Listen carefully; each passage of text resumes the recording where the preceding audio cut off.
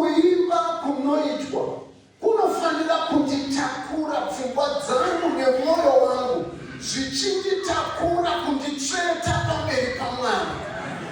Ndobva pano ndaziva kuti ndasangana naMwari. Ndozvandanzwa panga pari kuimba kwaya, wanditakura pfungwa dzangu nemwoyo wangu kunditsveta in God's presence.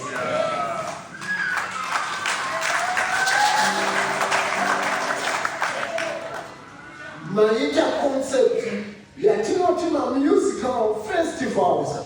Purpose yayo haisiri yekupracticira competition yeko. Purpose yayo ndeyekuti itibatsire to enrich our worship services. Ndozvandaona zvaitwa nekwaya panapa. Conference leader wafunga havo waterfalls yavo. Pawanzwa kwaya ino.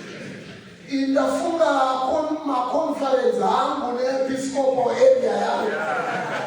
Saka pachaitwa next event inosanganisira conference neepiscopal area muchawa kuru.